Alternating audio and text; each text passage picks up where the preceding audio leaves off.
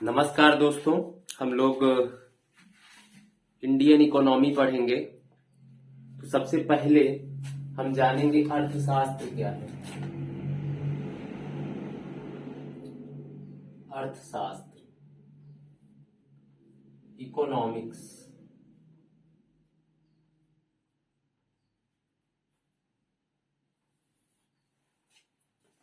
देखिए, इकोनॉमिक्स एक ऐसा विषय है जिसके अंतर्गत समाज के भौतिक कल्याण के कारकों का अध्ययन किया जाता है।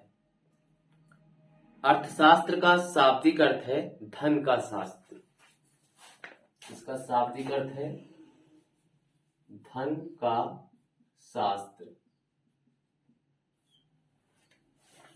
अर्थात यह उन सभी सिद्धांतों का संग्रह है जिनका प्रयोग करके दुर्लभ संसाधनों का उचित आवंटन किया जाता है। यह विषय आर्थिक विकास एवं स्थिरता को बनाए रखने के लिए दुर्लभ संसाधनों के आवंटन पर बल देता है। हम लोग अब जानेंगे अर्थव्यवस्था क्या है। अर्थव्यवस्था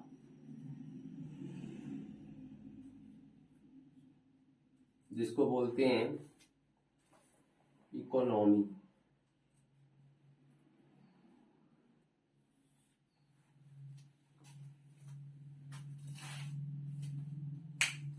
जहां अर्थशास्त्र एक प्रैक्टिकल सिद्धांत है, थ्योरेटिकल सिद्धांत है, थ्योरी है उसमें, तो यहीं पर इकोनॉमी में है प्रैक्टिकल, अर्थात वह व्यवस्था जिसमें किसी क्षेत्र विशेष में संसाधनों का नागरिकों को आवंटन इस प्रकार से किया जाए कि नागरिकों का अधिकतम कल्याण हो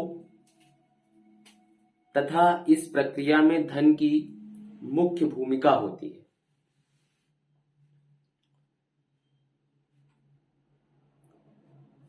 इसी प्रक्रिया को अर्थव्यवस्था कहते हैं।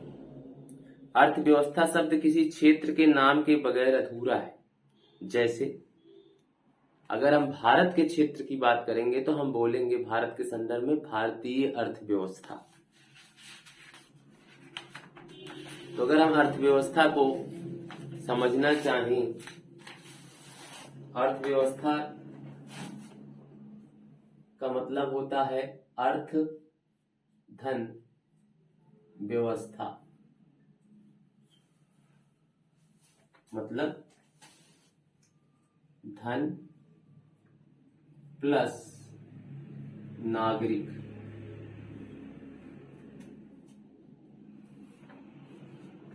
देखिए, अगर हम इधर बात करें संसाधन की, तो हम संसाधनों का आवंटन किसको करेंगे? नागरिकों को करेंगे। यानी नागरिक जो है संसाधन का उपयोग करेंगे जिससे नागरिकों का अधिकतम कल्याण हो और ये किसी क्षेत्र विशेष में होना चाहिए।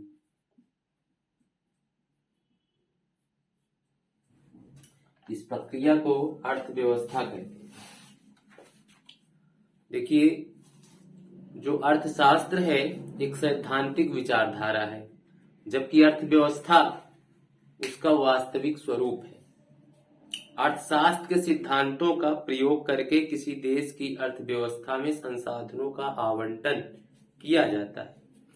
इस प्रकार अर्थव्यवस्था किसी क्षेत्र विशेष में अर्थशास्त्र के सिद्धांतों का गतिशील चित्रण है। हम लोग आगे पढ़ेंगे कि इकोनॉमी में वस्तुओं और सेवाओं का उत्पादन किया जाता है। सबसे पहले हम ये जानेंगे कि वस्तु और सेवाएं क्या चीज है। वस्तु एवं सेवाएं,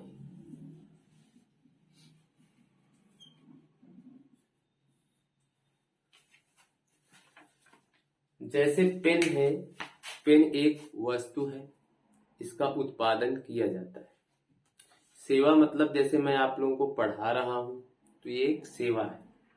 तो अर्थव्यवस्था में वस्तु और सेवा का उत्पादन किया जाता है। तो हमें ये जानना है कि उत्पादन के लिए कौन कौन से फैक्टर जिम्मेदार होते हैं। हमें ये जानना है कि उत्पादन के साधन क्या होते हैं। उत्पादन के साधन,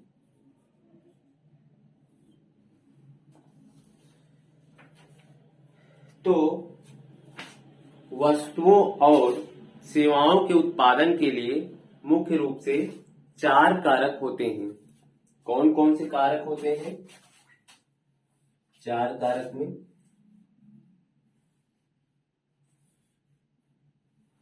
सबसे पहला कारक होता है भूमि, दूसरा कारक होता है श्रम, तीसरा कारक होता है पूंजी और चौथा कारक होता है उद्यमशीलता।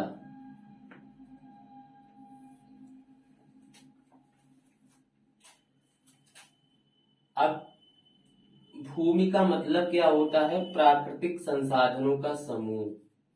भूमि का मतलब होता है, आप लोग नोट करते रहा करें, भूमि का मतलब होता है प्राकृतिक संसाधनों का समूह।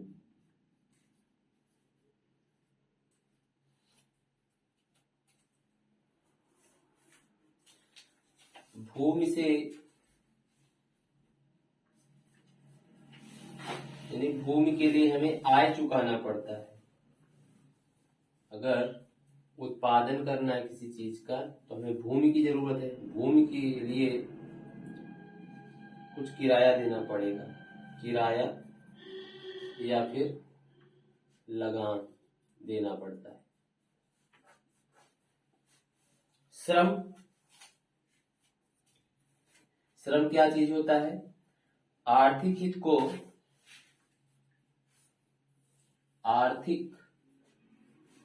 हित को पूरा करने के लिए किया गया मानवीय प्रयास है।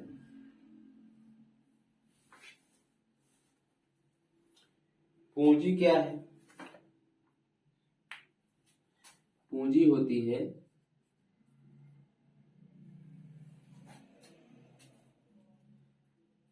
पूंजी का मतलब होता है धन। उत्पादन करने के लिए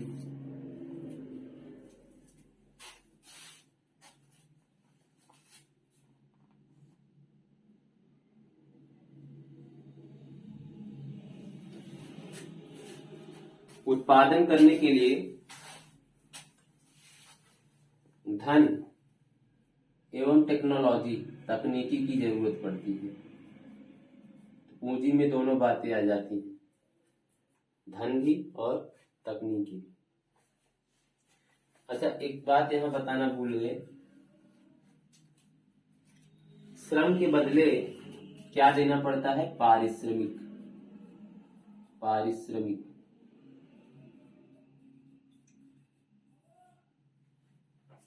हमें किसी चीज का उत्पादन करना है, वस्तु एवं सेवा का, उसके लिए भूमि चाहिए। भूमि के लिए आपको किराया या लगान देना पड़ेगा। श्रम के लिए आपको मजदूरों की जरूरत पड़ेगी, जिसके लिए आपको पारिश्रमिक देना पड़ेगा। पूंजी आपको लगाना पड़ेगा। पूंजी के अंतर्गत 2 बातें आती हैं, धन एवं टेक्नोलॉजी अर्थात तकनीकी। इसके लिए ब्याज चुकाना पड़ेगा। और उद्यमशीलता,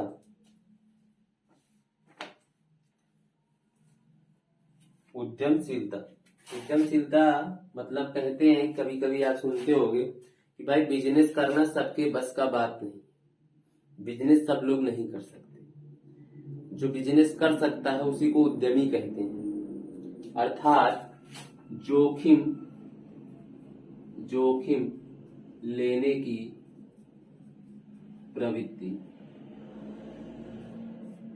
जोखिम लेने की प्रवृत्ति। उद्यमशीलता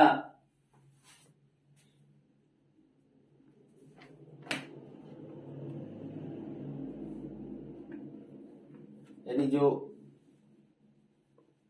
उद्यमशीलता, इसके बदले क्या होगा, लाभ प्राप्त होगा। जो लाभ प्राप्त होगा, जब हम वस्तु और सेवा का उत्पादन करेंगे तो जो लाभ प्राप्त होगा वो उद्यमी ले जाएगा, उद्यमशीलता या उद्यमी। इस प्रकार से हमने देखा कि उत्पादन के जो साधन होते हैं उसके लिए भूमि, श्रम, पूंजी और उद्यमशीलता, 4 चीजों की जरूरत पड़ती है।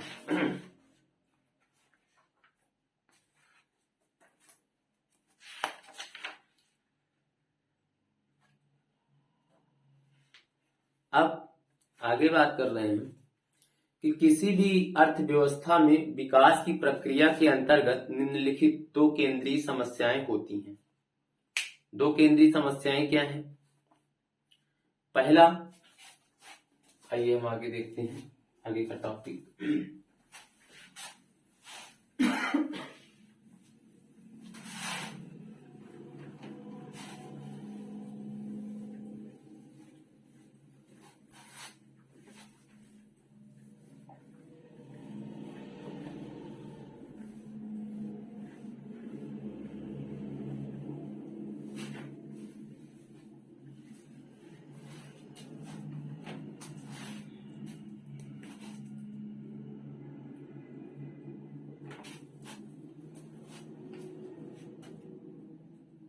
देखिए, जो किसी भी अर्थव्यवस्था में विकास की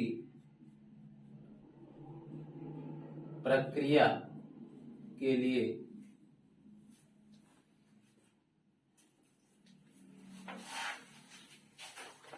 दो केंद्रीय समस्याएं आती हैं। 2 केंद्रीय समस्याएं। पहला समस्या है संसाधनों का अभाव होता है, संसाधनों का अभाव। और दूसरी चीज होती है संसाधनों का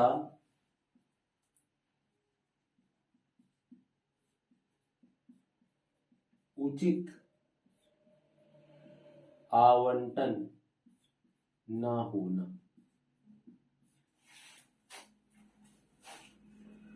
देखिए भाई, जैसे मान लीजिए हम भारत की बात करें तो आपको क्या पता है भाई, कोयला अनलिमिटेड है क्या? कोयला एक प्रकार का संसाधन है, क्या वो अनलिमिटेड है? नहीं, कभी ना कभी तो खत्म होगा ना। इस प्रकार और बहुत सारे जो संसाधन है इनका अभाव है, ये अनलिमिटेड नहीं है, इनकी एक सीमित मात्रा है।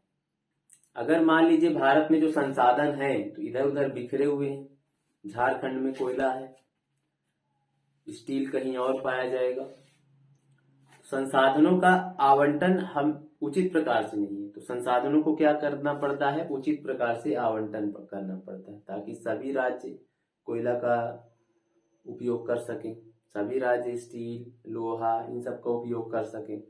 तो संसाधनों का उचित आवंटन नहीं होता है। जब भी कोई देश विकास कर रहा होता है वहां देखेंगे आप, संसाधनों का अभाव होगा और दूसरा संसाधनों का उचित आवंटन नहीं होता। इस बात को हम दूसरे तरीके से कह सकते हैं, इसी बात को दूसरे तरीके से कहा जा सकता है कि अर्थव्यवस्था में क्या उत्पादन किया जाए, क्या उत्पादन किया जाए।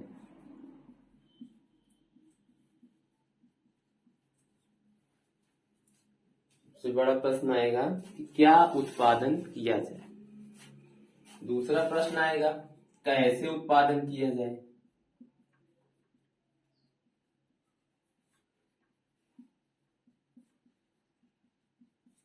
और तीसरा समस्या आएगा उत्पादन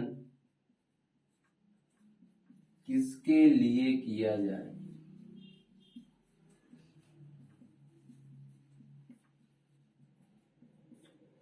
उत्पादन किसके लिए किया जाए।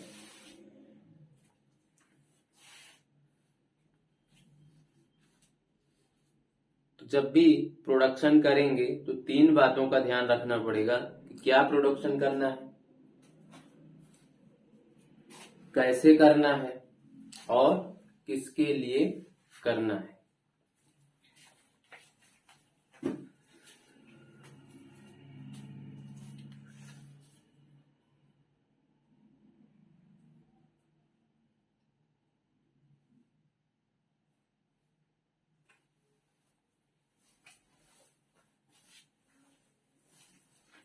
ठीक है, अब हम आगे बढ़ते हैं और हम पढ़ते हैं टाइप ऑफ इकोनॉमी, इकोनॉमी के टाइप।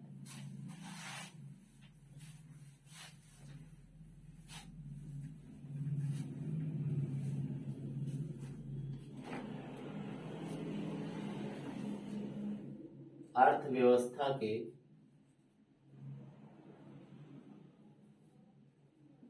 प्रकार।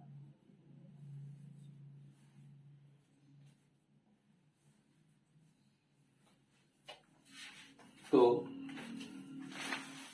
सबसे पहले हम देखेंगे, इसको 3 प्रकारों में हम डिवाइड कर रहे हैं।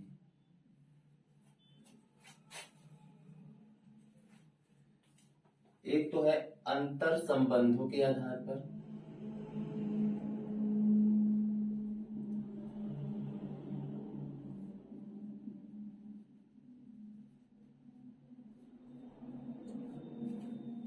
दूसरा है संसाधनों के स्वामित्व के आधार पर, और तीसरा है विकास की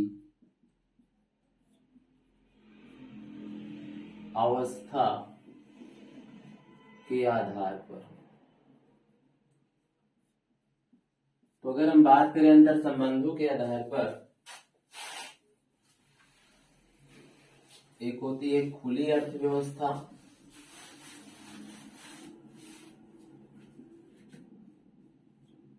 एक होती है बंद अर्थव्यवस्था।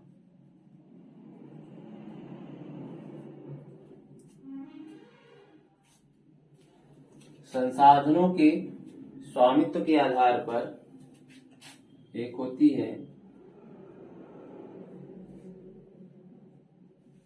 समाजवादी अर्थव्यवस्था, एक होती है पूंजीवादी अर्थव्यवस्था,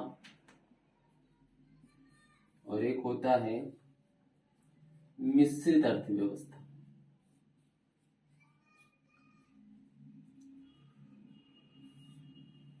अगर हम विकास की अवस्था के आधार पर बात करें, एक होता है अल्प विकसित अर्थव्यवस्था,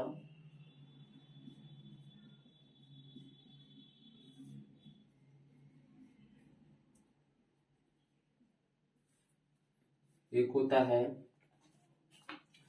विकासशील अर्थव्यवस्था,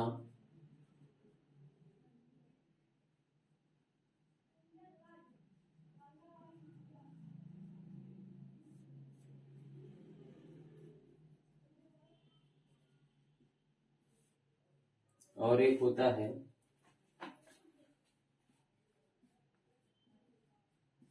विकसित अर्थव्यवस्था।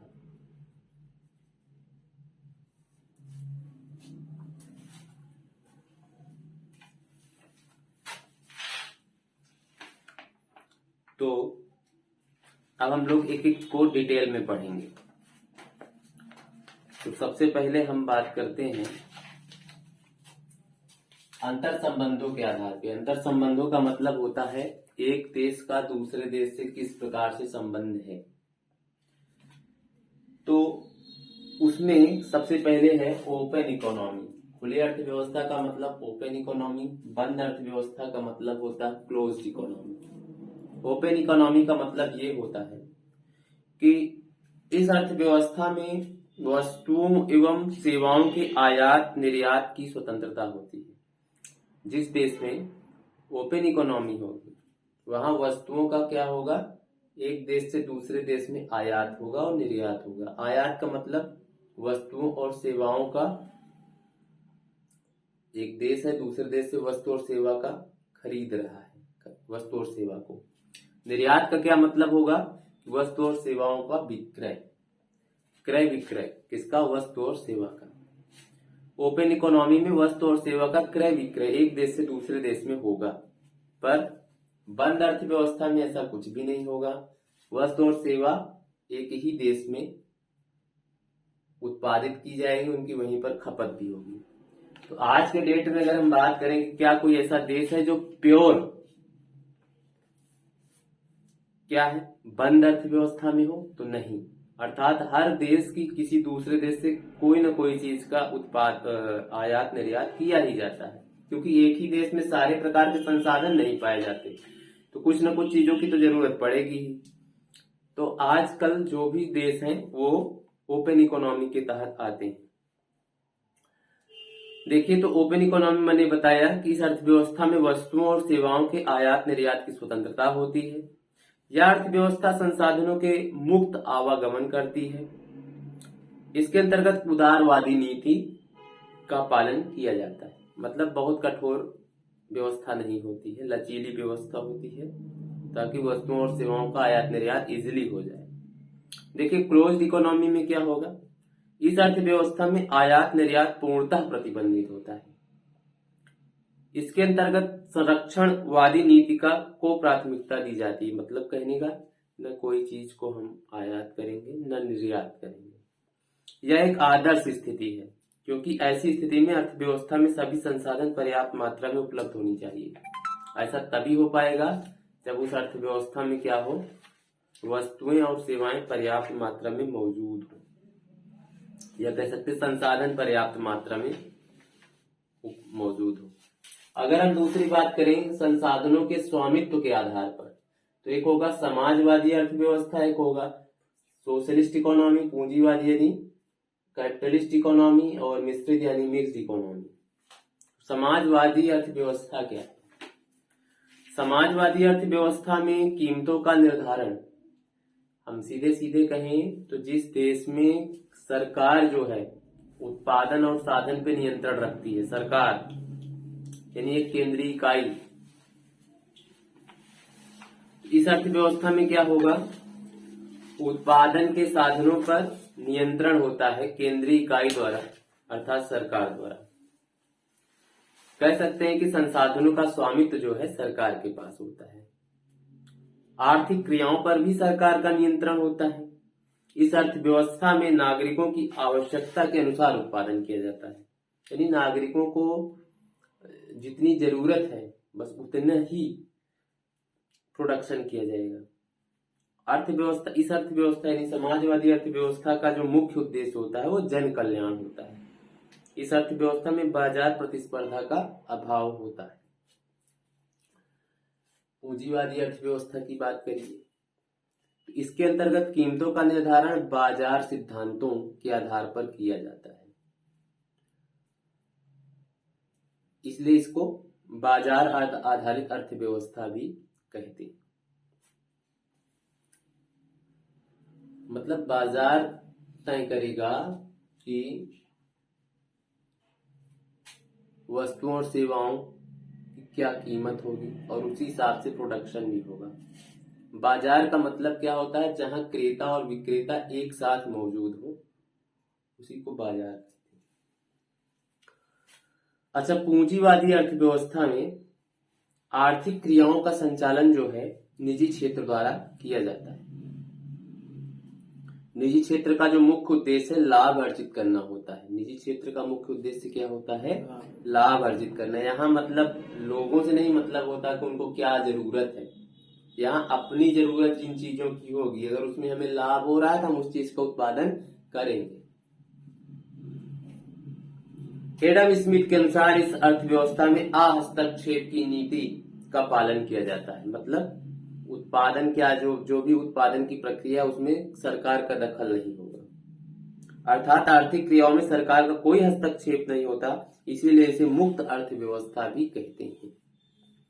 अब मिश्रित अर्थव्यवस्था नाम से ही स्पष्ट है, उसमें कुछ बातें सोशलिस्ट। अच्छा, एक बात आप जान लीजिए, आज की स्थिति में ना तो कोई देश प्योर रूप से समाजवादी है, न तो कोई देश प्योर रूप से पूंजीवादी है। एक समय जब यूएसएसआर हुआ करता था, मतलब जब रूस का विघटन नहीं हुआ था, तो वो सोशलिस्ट इकोनॉमी पे चलता था रूस, और अमेरिका को कहा जाता है वो एकदम प्योर पूंजीवादी अर्थव्यवस्था के तहत था। लेकिन समय के साथ आज के डेट में हम बात करें तो कोई भी देश न तो प्योर सोशलिस्ट है, न तो प्योर कैपिटलिस्ट है।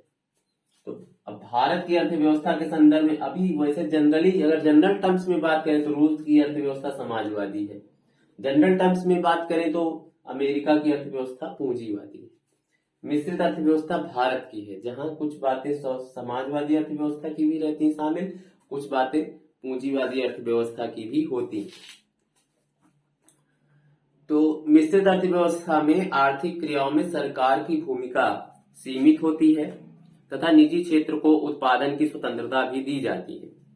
यह अर्थव्यवस्था बाजार प्रतिस्पर्धा एवं जन कल्याण को सम्मिलित रूप से प्रोत्साहित करती है। यहाँ सरकार की भूमिका नियामक के रूप में होती है। जैसे कहने का मतलब ये है कि जैसे आप सुने होंगे कि टाटा की कंपनी ने इंडियन एयरलाइंस को खरीद लिया, भले खरीद लिया पर उस पर फिर भी सरकार का कंट्रोल होगा। सरकार का, जैसे आप बीएसएनएल या कह सकते हैं विभिन्न, हम लोग आजकल देख रहे हैं मोबाइल से बात करते हैं, रिचार्ज प्लान करवाते हैं, एयरटेल हो गया, जियो हो गया। तो एक सरकार की संस्था है ट्राई, जो इन कंपनियों पर कंट्रोल करती है कि जरूरत से ज्यादा ये इनका रिचार्ज का वो ना हो, पैसा ना लगे रिचार्ज के लिए। इन सब पे कंट्रोल करने का काम भी सरकारी संस्था ही करती है। तो मिक्स्ड इकोनॉमी में क्या होता है, सरकार और मतलब समाजवादी और पूंजीवादी दोनों का मिक्सअप होता है। अब यहाँ पर सरकार की भूमिका नियामक के रूप में होती है, ये बात हमने बताया। अब हम लोग बात करेंगे विकास की अवस्था के आधार पर कौन कौन सी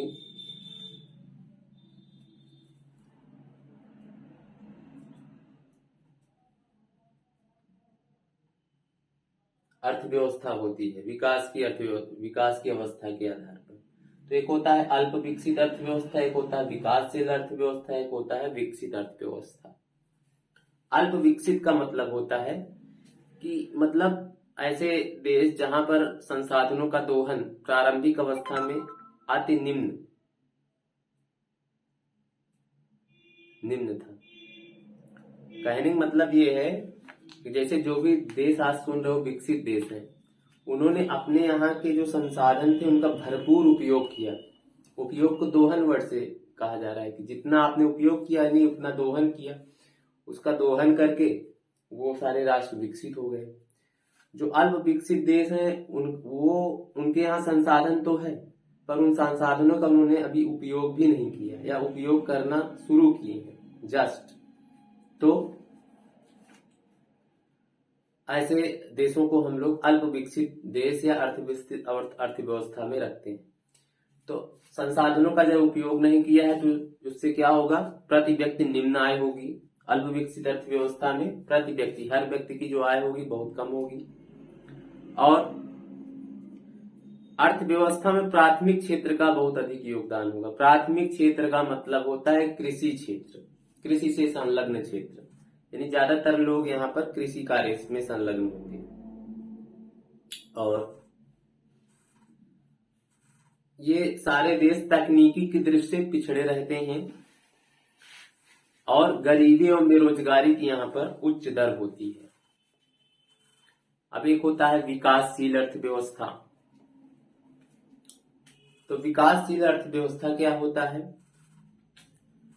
यहाँ पर संसाधनों का दोहन जो है, अब आप समझ लीजिए, अल्प विकसित में तो बिल्कुल भी संसाधनों का दोहन नहीं हुआ या दोहन होना स्टार्ट हुआ। विकासशील में थोड़ा बहुत दोहन हो गया है, अभी बहुत कुछ दोहन होना बचा है। संसाधनों का दोहन प्रारंभिक अवस्था में है, परंतु अभी भी अनेकों संभावनाएं विद्यमान हैं। जैसे भारत है, यहाँ पर प्रति व्यक्ति जो आय होती है अंतरराष्ट्रीय मानकों से कम होती है और यहाँ पर आधुनिक तकनीकी का अभाव होता है। उत्तम कोट की आधारभूत जो संरचना होती है वो उसका भी अभाव होता है और औद्योगिकीकरण में अनेकों संभावनाएं जो है विद्यमान होती हैं। इंडस्ट्रियलाइजेशन के लिए बहुत सारी संभावनाएं होती हैं। अब आगे हम बात कर रहे हैं विकसित अर्थव्यवस्था की। तो यहाँ पर संसाधनों का अधिक दोहन होता है।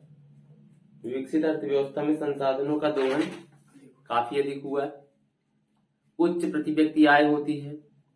तकनीकी की दृष्टि से अग्रणी देश होते हैं। आधारभूत संरचना उत्तम कोटि का स्तर का होता है। अर्थव्यवस्था में द्वितीयक एवं तृतीयक क्षेत्र का योगदान अधिक होता है। मतलब कहने का, इंडस्ट्री उद्योग और तृतीयक क्षेत्र को सेवा क्षेत्र कहते हैं। तो उद्योग धंधे और सेवा क्षेत्र, इनका अधिक विकास हुआ है। किसमें? विकसित अर्थव्यवस्था।